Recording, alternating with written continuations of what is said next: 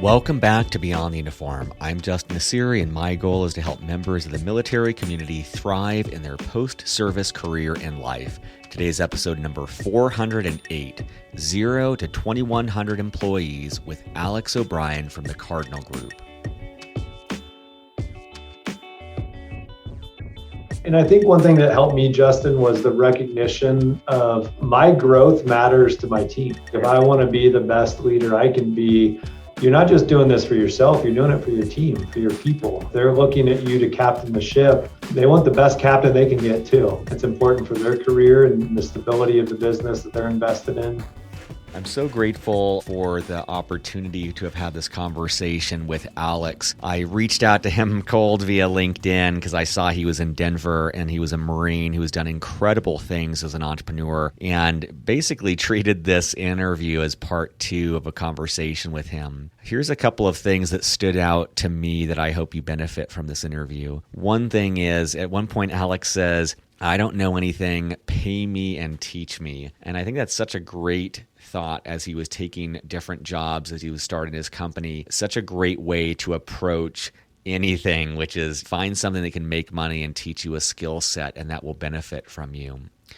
I really appreciate his lessons on patience, and you'll hear that in his 15-year journey of building up a real estate company that spans so many different functional areas now, but it wasn't an overnight success. And I hope you appreciate, regardless of your intended career or life path, the role that patience has played in his journey. And going along with that, keep your ears out for a great analogy. He talks about pounding the rock, and it's not a single pound that cracks the rock, but it's the repeated, relentless intention of showing up every day. And I think there's a lot there that I can learn as well. Going along with that, his story really has these threads of constant improvement. And I found myself really aspiring to do a better job of that in my work at Captivate.ai, of just finding ways that I can always be learning and growing and deepening. And that, combined with that relentlessness of the rock pounding, can really change the world. I love his thought on culture, and I encourage you to follow Alex and his company on social media. They are really about cultivating a team, and I'm just appreciating his thoughts on inclusivity and how creating an incredible place to work really depends on understanding each unique person, their history, and what they're wanting out of life, and then you can create and craft an environment that's right for them. It was really powerful to think of that from a cultural standpoint. As always, at beyondtheuniform.org, there are show notes with links to what we discuss, timestamps for the key points of this interview, and 407 other interviews similar to this one, all provided for free. So with that, let's dive into my conversation with Alex. Joining me today, also in Denver, my guest is Alex O'Brien. Alex, welcome to Beyond the Uniform. Oh, it's good to see you. Thanks for having me, Justin. So I want to give listeners 2 things. I want to give them context for why we're connecting, and then an abbreviated bio for Alex. I found Alex, I believe, on LinkedIn. I think I saw his company had posted something saying that he was a veteran, and I saw he was in Denver. So I just reached out to him to connect with a fellow entrepreneur. He was gracious enough to accept. And when I reached out, I thought he had founded a company with 800 employees. I realized that it's actually closer to 2,100 employees. And I just got a tiny enough taste in our conversation where I was like, this is a pretty incredible story, and wanted for myself to dig deeper, but also for our audience to let you hear about this incredible story. So here is his background. Alex is the Chief Executive Officer at Cardinal Group Companies, a fully integrated real estate investment, construction, development, marketing, and management firm specializing in opportunistic and value-added investments throughout the United States. Alex started out at Miami University, after which he served in the Marine Corps for 4 years as a logistics officer. He started the Cardinal Group out of the Marine Corps, and over the last 15 years has bootstrapped his company. For those of you that are unfamiliar with that term, bootstrap means he did not bring on outside investment. He bootstrapped his company to over 2,100 employees, somehow finding time to earn an MBA at Chicago's Booth School of Business along the way. So Alex, let me start with, I want to set context. So you're on the streets, you bump into another Marine, and they're like, "Oh, Alex, what do you do for a living?" How do you explain the Cardinal Group? Yeah, that's a great question. And I used to say I'm in real estate, and then everyone I met would ask me whether they should sell their house or not. And I was like, you might want to contact a professional, get a realtor. They actually know what they're talking about. So yeah, I say that I run a company that provides housing for over 100,000 people. And it's just awesome. I think to me, I've always been really focused on impact. That's probably what took me to the Marine Corps and just kind of guided a lot of my journey. But at this point, we built this amazing company and team. But at the end of the day, we get to provide housing for people. And a lot of that has been student housing for young people going to college for the first time, and it's really cool to do. But we really expanded more recently into multiple product types and housing types. So yeah, I either brag that I get to lead the best team in the business, or I brag that we get to provide housing, one of the most important needs of any person, to over 100,000 people. So it's pretty cool.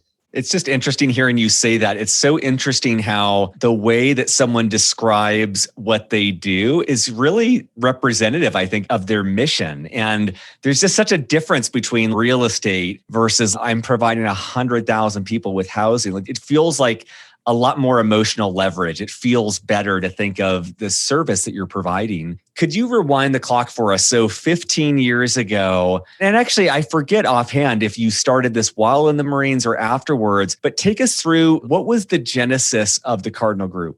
Yeah, well, it's funny now that we've been doing this 15 years, because I always say we're an overnight success. It just took 15 years to do it. And a lot of people, especially that are new with the Cardinal brand, are like, wow, you guys have, it's crazy how quickly you've done this. I'm like, quickly, my ass. We've been working 80 hours a week for 15 years. So my math's not very good, but you can imagine that's a lot of hard work. But actually, my partners, we always just look back fondly on the start of our company and just how we got started. And when you say bootstrapped, and for the military guys calling me a boot out there, that's a different meaning. But, I was in the Marine Corps. I actually had signed a power of attorney while on deployment to buy our first single family home.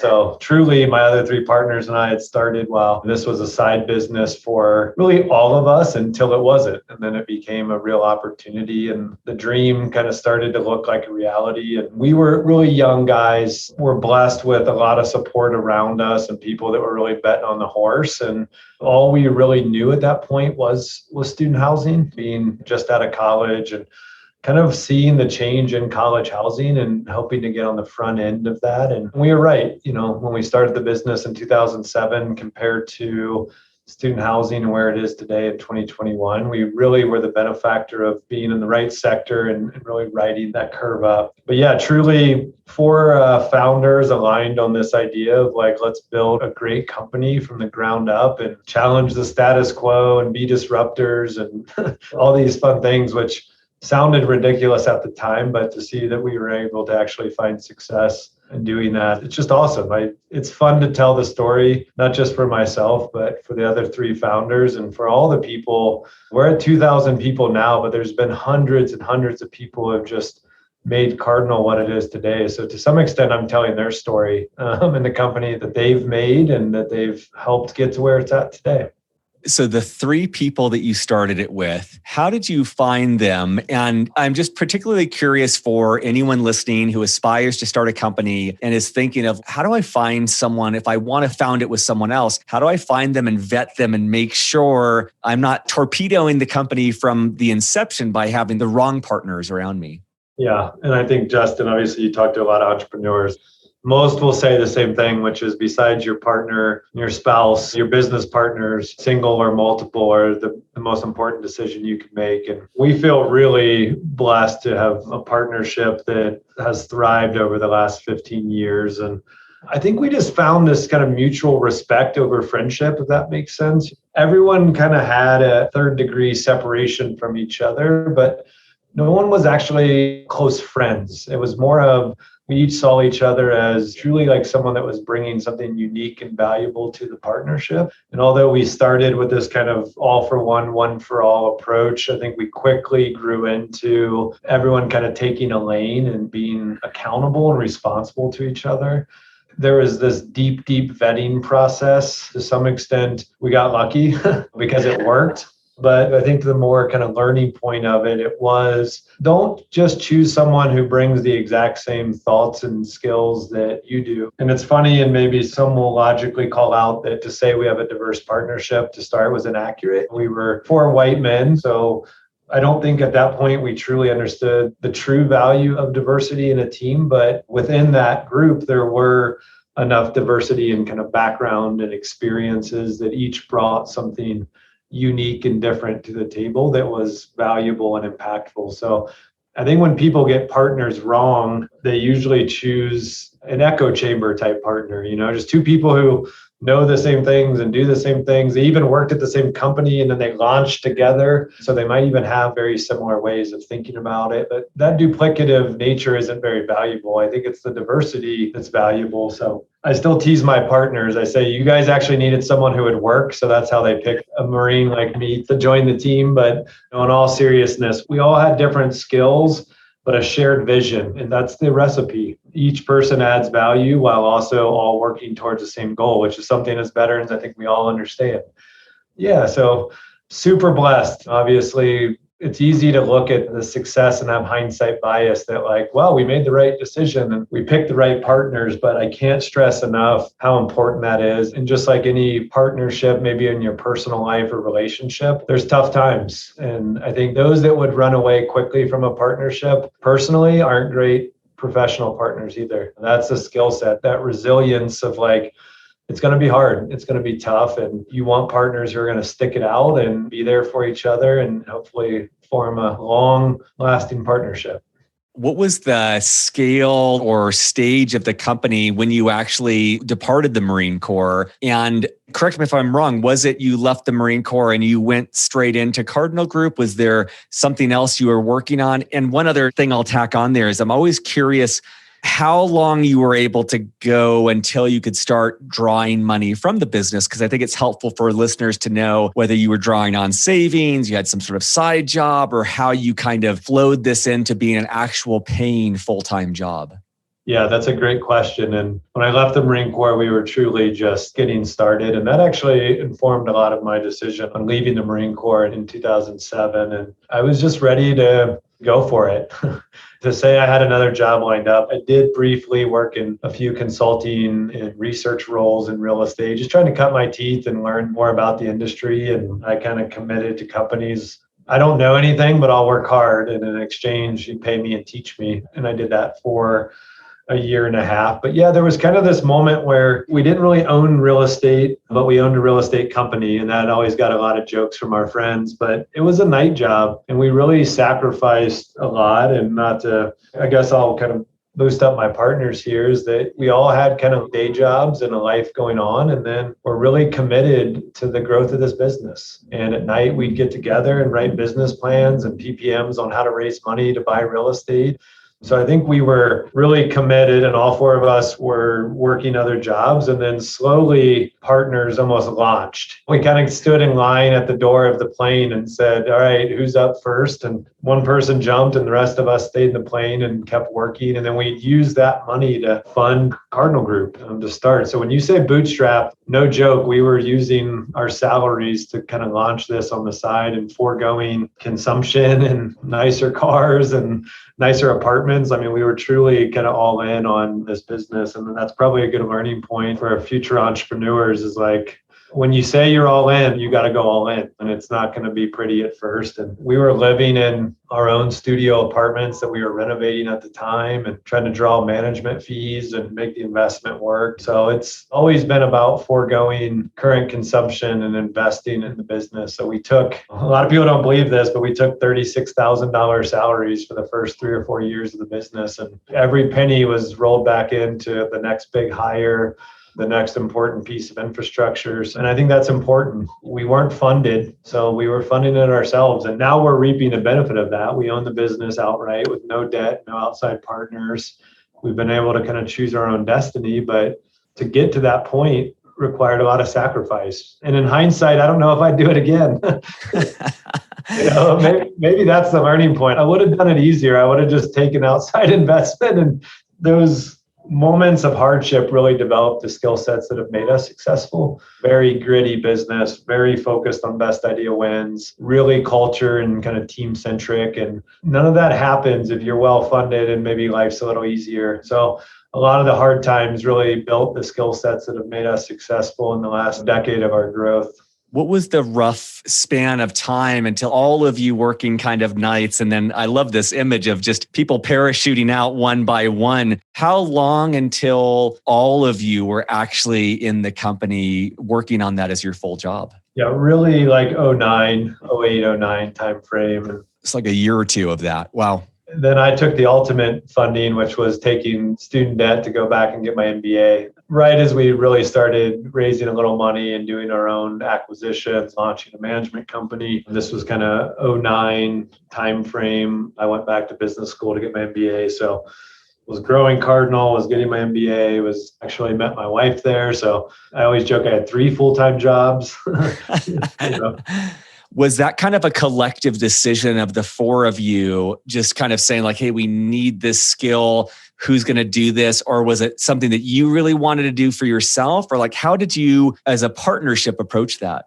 Yeah, that's a great question. And I think it was a little bit of both. I was really committed to doing whatever I could to add value to the team. And I still am today. And I think that's just kind of how I think. Maybe that's the Marine in me that will always be there. But I recognize that I'd been a part of the Marine Corps. I knew a little bit about organizational behavior, certainly enough about just servant leadership. And I've been blessed to work with just some amazing leaders who invested in me while in the Marine Corps. And I felt like I had kind of your normal military skill set, but then lacked a lot in finance and accounting. I didn't even know what investment banking or consulting were in hindsight looking back. So I kind of felt like this was my commitment to the partnership to fill in the skill set. And while at the University of Chicago, I focused a lot on private equity and real estate, spent time as part of the Chicago's leadership program where I was really reflective investing in what skills do I need to ensure I could be a leader at this organization. And I'm always a big fan. I always tell people, be like Pete Rose and just bet on yourself to win. And that was, to me, what I thought of the MBA. And I had really supportive partners. They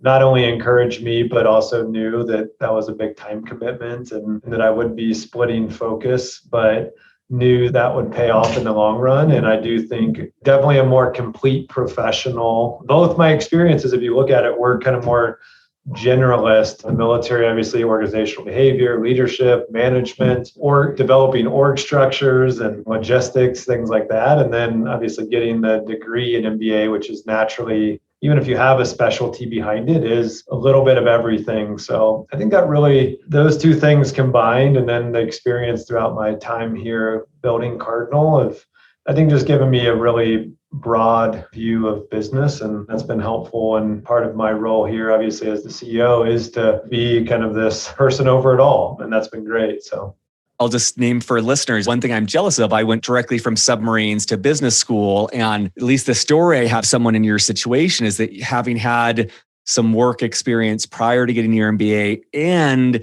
having your own company through the MBA program, I just imagine you were able to apply the things you were learning in the classroom in a very practical, tangible way that for me, it was much more abstract. And I just kind of love that as a role model of really getting more out of the class because you knew what it was being funneled towards. I think that's really great. And the other thing that I remember what I was going to say earlier was one of the things I appreciate most about your story to this point is you talk about all-in commitment. Like I really like that phrase, but you're also an example of like your group of 4, you were all in committed and you were working elsewhere. And I just want to like highlight that for listeners as one potential example, because I feel like so much more of the conventional wisdom is like, well, if Alex was all in, he would have just quit a job from day one and just been all in on this startup, which it seems like would have completely tanked the company to try to be drawing money and all of these other things. So I just wanted to point out that, and correct me if you disagree with this, it's an example of being all in and committed to a company, but realizing it might take a couple of years to be able to have everyone truly within the confines of the business. Yeah, I think there's a lot of ways to get it done. There's not one way to do it. And I think that strategically, we were not keeping our jobs as a safety net. There wasn't a thought of, well, if this doesn't work, I want to keep my one hand on the monkey bar and not grab the next one. It was truly a funding mechanism of what are we willing to do to make this a success. And so I do think there's a little nuance there. But yeah, I think if you're an entrepreneur, then you just have to be comfortable with the fact that there's some unknowns and there's risk, and it's really muddy and cloudy at times. And as much as we all like to act like we're amazing strategists who had it all figured out and knew the next 9 steps, the fog of war is real in entrepreneurship too. Sometimes you can only see 1 month in front of your face and you just got to kick ass and gonna get through that month. And then sometimes it's more clear and the whole next year makes a lot of sense and you have clear vision on it. So I just think if you can only see the 1 month in front of your face, that's okay too. That's just part of the journey that we all have to go through as entrepreneurs. Could you talk about over the last 15 years? So when I read your bio, we talked about fully integrated real estate investment, construction, development, marketing, and management. So 5 different things that I'm just tracking right there. Could you talk about from when you started in 2007 till today, where did you start? I'm guessing it wasn't with all of those. And then how did you start adding those on? Was that kind of deliberate? Were you pulled into it? I think it's just interesting to try to dissect and see for a company of the scale that you are now, when that started branching out and how those branches came about. Yeah, that's a great question. And again, I think it looks really smooth when you look over time to see how we pulled it off, but it was certainly clunky at times. And maybe other entrepreneurs that are trying to add different revenue streams or roll out new products. Starting a company and then rolling out new products are very different skill set. And selling 6 things instead of 1 thing is a unique challenge. And largely, we wanted to control our own destiny. We knew that. And I think that was really important to us. And you saw that in a lot of our decision making, not just from the financing of the business, but just we wanted to bet on ourselves. And I think that having a 4-person partnership is different than being a sole proprietor, where maybe you're more naturally thinking, okay, what resources do I need to surround myself with? And I have to do it all and I'm making all the decisions. Like we had a lot of confidence because we knew we could rely on the partnership. And then we had accountability back to the partnership. So I think that drove us to be a little more aggressive in terms of launching new parts of our business, knowing we can do this and someone can kind of cover this part of the business and almost we can do it all. And that can be a fool's errand at time and not go well. But I think we pulled it off in the sense that the launch points of our product were kind of this incubation strategy of we were just an owner operator for 5 years, just running our own account, buying our own deals. And then we started winning a few awards and we got a little bit of a reputation. People said, well, can you do that for us? Could you manage our real estate? And we said, no, but we'll call you back in a year. So let us actually figure this out. And so we were in the business 7 years before we ever took the responsibility of managing other people's real estate because we knew it was important. We knew it mattered to them. We wanted to be a good partner and provide great services and also find why us? Why hire Cardinal when there's other established companies in the space? So we were very intentional about launching that management business. And then each business that we own or invested in or partner with kind of followed that same incubate, get it right, start with a very small either client base or small set of responsibilities. And then when you have the product where you want it, kind of launch it to the broader market. And then we've done that with marketing, with construction. So at the core of our business, we're investors and operators of real estate. And then each of our additional products almost allows us to do what we're good at, but do it for other people. And that's been great. I just really like this thought of incubating and getting it right. And the stage of company that I'm at right now, when you talked about the people saying, hey, could you manage this for us? I immediately feel the part of me that's like, yes, we'll do it. We'll figure it out. We'll get the money. And I really like that discipline of just saying, hey, give us a year. And I respect the craftsman work of really figuring it out, doing your research, starting small, making sure that you could credibly work with these people. It just seems like a level of responsibility that I feel like is harder at times for me to do when you want to just do whatever it takes to make money. Yeah, and that's the hard part of as an entrepreneur, you have to worry about the now and the future at the same time. And our future was about our reputation as being trustworthy, as offering great products, and the now was we actually need money, to keep the lights on. But one of the best things we did, and this sounds like it's a 4-person story and it's far from it. Was we just hired great people along the way. And each of the products that I'm talking about, each of the growth, none of that would have happened as just the four of us. We were just, when I look back, it's truly just still amazes me, but we were just blessed by hiring great people. And they believed in the mission. They believed in the company. They believed in us. I don't want to ever underappreciate that. And for those of us who've been in leadership roles, like having people trust you as a leader is a ton of responsibility. And so we just had amazing people join our team, many who are still here today, and just went all in also. They just leaned in and worked hard and cared and had great ideas. And that's probably more important. The kind of rules of business, kind of first who, then what. We really got that right. And we hired just great people. And that doesn't stop now. Even today, our team just keeps getting better and better. But that's always been part of our success story, is the people who made Cardinal better. They didn't just join it. They took ownership. They took accountability, and they wanted this to be an amazing company. And largely where we are today is not because of the four of us. It's because of the thousands of people who have come along for the journey. I want to come back to this, but I want to ask a different question first. One thing I'm thinking about is you described it as, it seems like from the outside perspective was an overnight success, and yet there's a lot of overnights that happened. As you look back, was there a moment where it felt like it shifted gears for you, where you just felt like we're either out of the woods or we've reached a new point? And maybe that's occurred multiple times, but yeah, I'm just kind of curious if it feels like new plateau, or if it's just been like a grind the whole way.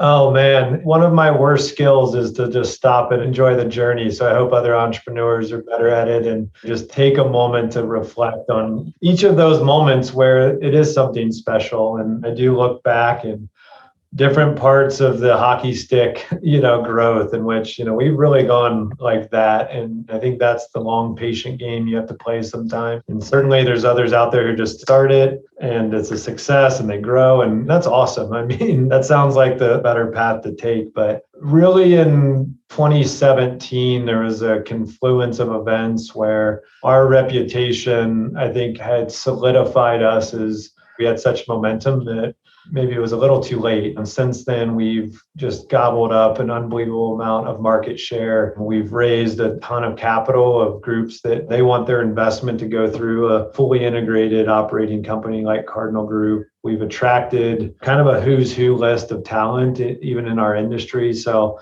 I think in 2017, we felt like we were making a transition from where we were into a different group of competitors, if that makes sense. And I think before our competitors recognized that same thing, we had made some pretty strategic moves and had a lot of success that's really solidified the last few years of growth for us, which have been significant. Really, the 17 through 21 have been just, each year's the best year. Each one's a monumental year. But I always say, like, when you're in startup mode, you're in the harbor and the waters are super choppy and it's like the most dangerous time. Like, you got to get out to open waters. And you know that better, as a submarine guy. It's like there's dangerous points and then there's kind of smooth sailing points. And I definitely remember that moment where it felt like, okay, it's not an if now, it's just a potential question. I truly believe Cardinal Group has the potential to be the standard bearer of excellence in the industries that we operate in. And now that's my focus, is like, will we live up to that potential? But for a long time, it was like, are we going to make it? Is this even going to be a viable company? And are we going to even stay in business? And a lot of entrepreneurs don't. If you survive 5 years as an entrepreneur, you need to pat yourself on the back. That's a hell of a journey. And so for us, there was a moment really in 2017 where it became, let's go big on this thing because it's working, when we have a great team and a great opportunity. And it was almost like we were counting cards and it's like, all right, now's the hand we're going to go all in on and play it big. And that worked really well for us. And that was 10 years really into your journey that all-in moment seemed to come. Yeah. And I think, man, there was a lot of disappointment before then too. I mean, as you know, and others listening, like, when you've been grinding away for like 9 years, just waiting for your number to be called, it's tough. It's tough not to give up. It's tough to be like, this sucks. We're working our ass off. We're not making any money. We're foregoing other opportunities. It wasn't like I was unemployable with a Marine Corps officer background and an MBA from the University of Chicago. It's tough to keep going sometimes. And I think that's where having partners is awesome. a lot of people will skip the gym if they're going by themselves. But if you know you have a partner there waiting, your accountability partner is texting you like, hey, I'm already here. Where you at? I think we almost at different times just leaned on each other and said, let's just keep going. Let's just keep going. Let's keep doing this. Look at the team we have. Look at this culture we've created. Don't give up. And I think that it was during the hard moments is where you really lean on the partnership to like, let's just keep moving. It felt like we were almost there for so long. And we always say, and our chief people officer did this speech called Pound the Rock, which was really impactful for us. And it was about the San Antonio Spurs and this idea of just keep doing the right things. I think in the Navy SEALs, they say, just do the next hard thing. There's kind of this mentality of the next thing we do will be the thing that finally breaks the rock. We just keep hitting it. It's not one hit that did it. It's the fact that we did the same thing 1,000 times. So finally getting that breakthrough moment where we went from, if we're going to make it, to how big can we take this thing? It felt great. It felt great looking back. I love that. I love that insight. And that is such a powerful, beautiful image of the relentless, just day in, day out pounding. And really for me underscores the value of having partners to kind of keep that motivation going. And one thing I wanted to ask about is how your role, you've been president and now CEO, you've been in that position for essentially 15 years. And I would love to learn how your role has changed over time. And part of the reason I ask is when I left the Navy on submarines, I was a division officer and I had seen enough department heads to see that they were the next level up. That's what I would have become. I saw there were department heads that you knew they crushed it as a division officer, but they never, at least when I knew them, they never switched gears to be a great department head because it was a completely different skill set. And same thing for the XO and the CO. And in my mind, I'm always like, man, do I have what it takes to shift gears and grow with a company? And you're demonstrating, I'm guessing in 15 years, it's essentially 4 or 5 different companies that you've been at the helm at. And so I'm just kind of curious how you view your role as having changed, or the skill set or the leadership that you brought, how that has transitioned over time. What a great question. And I think no matter where you're at, the title of CEO hasn't changed my approach to that thinking of constant improvement. So I'm not done. I haven't peaked yet. And I want to keep growing and learning and getting better, and also empowering others to do the same thing. I think for me personally, my measure of success is how many great leaders are going to have the Cardinal Group kind of stop on their journey. And that's kind of where I look and say, we have some amazing people who have left the company and are doing their own thing and doing great things. And that is awesome. That's what I want. I want a whole bunch of alumni who say, I loved my time there, however long or short it was, hopefully years and years and years, but I'm still committed to that growth. And I think if you ever stop that commitment, that's probably kind of dangerous waters for you. But certainly every day we hire one more person, I become the CEO of the largest company I've ever managed. Every day we get one more dollar of revenue, it's now the largest company. And I think that that's the growth mindset I have, my partners have, and our executives had. When I became CEO in 2020, and my partner Dell, who had held the role for 10 years and just done a great job and wanted to hand the reins to me, which was just an honor for me to be the next CEO of the company. But one of the first things I wanted to do was go from founder-led to an executive-led business and make sure that we had all the right voices around us. And I think that that was really important part of our growth and success. But I think for me, the moment of probably the biggest growth, and I think part of this is size and part of this is just a recognition. And I have individualization as one of my strengths if you do strength finders. And I've always been big on what does the Cardinal journey mean to each individual team member. And that's always been important to me. But I also think I really had a blind spot on, we had won so many trophies. If you grow up and everyone tells you like you're awesome, you start thinking that, and then you realize maybe that's not all true. And I think we had this moment, and me specifically as a leader of this company, where we had won best place to work for every year. Some new article was coming out about best culture and what a great company we were. And I think we had a blind spot to that wasn't equal application. We weren't the best place to work for anyone. We were the best place to work for some people. And I think when we had that realization, and I had that realization, and of course had great voices around me helping me realize that, it really changed my approach to leadership at this business and really wanting to focus on, they can be buzzwords to some, they can be really important things to the smart companies, which is What does it truly mean to provide a safe and inclusive environment?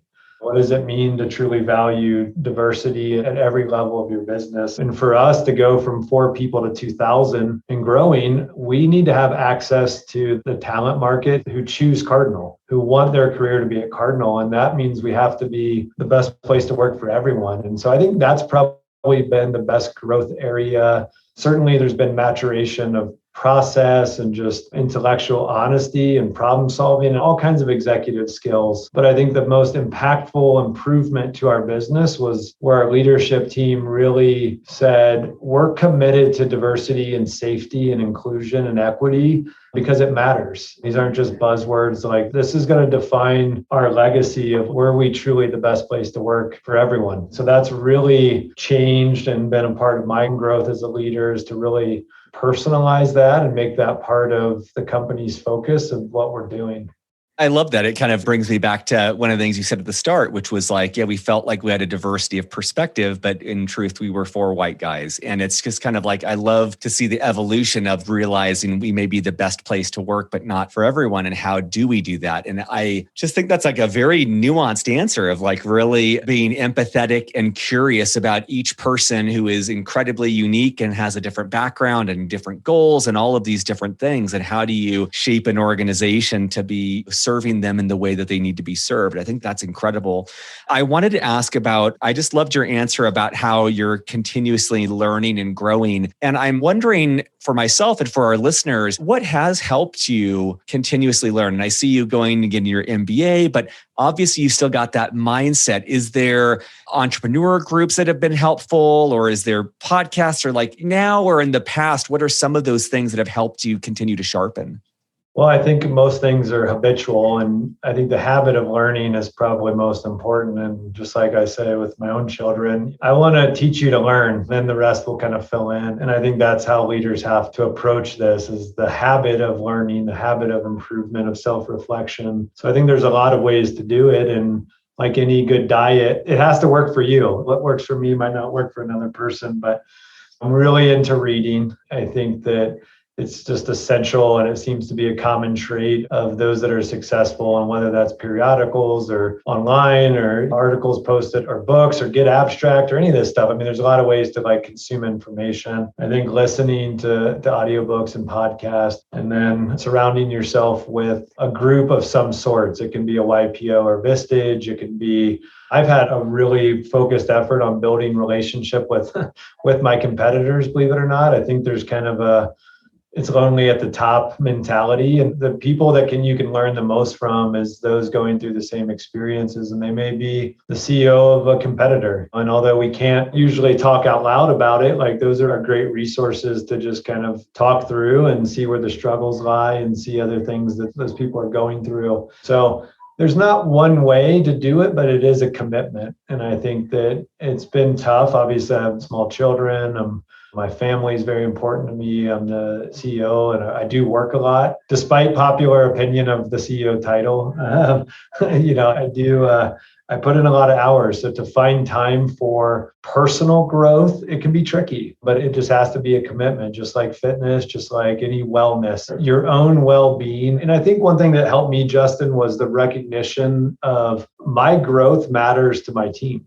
If I want to be the best leader I can be, you're not just doing this for yourself, you're doing it for your team, for your people. They're looking at you to captain the ship. They want the best captain they can get too. It's important for their career and the stability of the business that they're invested in. So I think if you can't get there because it's about you, which I know, especially a lot of veterans, it's hard to say, I'm going to put my own needs first. That is just not how we're wired as veterans. But to say the team needs me to do this, they need me to improve as the executive of this business, that makes it easier for me, because now I'm like, all right, now I will spend time doing these things because I want to be the best version, not of me, I want to be the best version of the CEO of this business. And I think just like in the military, where we're kind of taught to respect the rank, I want to be a great CEO of Cardinal Group. That matters to me. I want people of this business to say, we have a great CEO, not for me personally, because I want them to have that confidence in the business they work for. So I take that responsibility very seriously.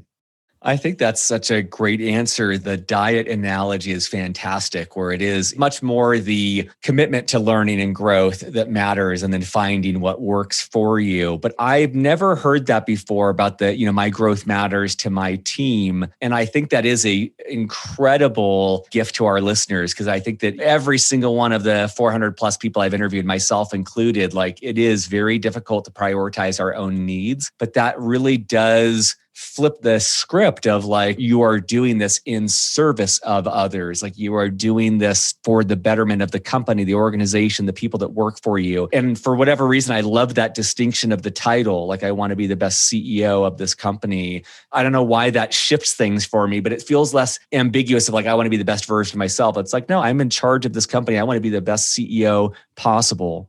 I know that we're at the end of our time. I always like to keep the last question open-ended. You've answered a ton of my questions. I've learned so much. I've been taking notes both for our audience and for myself from our conversation, which listeners can find at beyondtheuniform.org for the show notes. But I'll keep the last one open-ended, which could be either, what have we not talked about that you really want to make sure listeners know? Or just what are some final words of wisdom that you'd like to leave our audience with?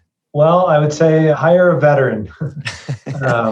If you're a veteran out there, I would just say, I would just really want to applaud you, especially, I spend a lot of time with transferring veterans, and that can mean a lot of things. Veterans are going through transition at a lot of points in their career, not just when they get out of the military, but after the first year of job, maybe even after their first kind of attempt at a civilian career. And I think that we owe a great deal of respect and hopefully commitment to these veterans to help them grow. And more than that, a veteran can do so much for a team in a business. And there's such a deep skill set there for leadership, for management, for adaptability, which is more important now than ever. And you start looking at the skills that matter in change management and project management. So not just for my own good, but for the good of others.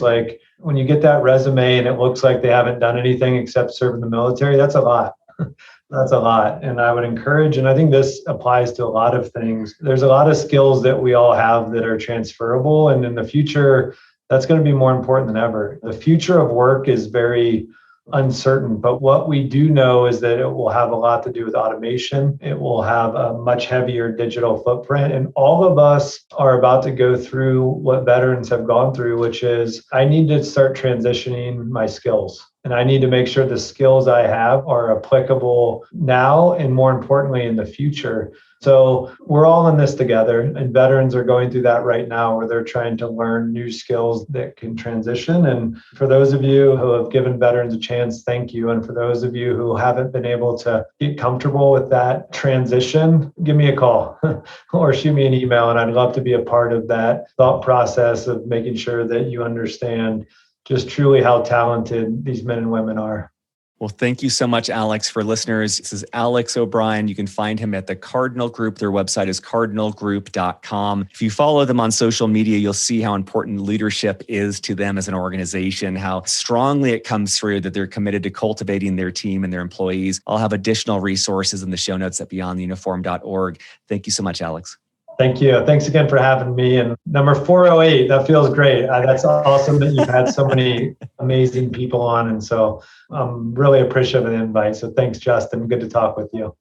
Surface.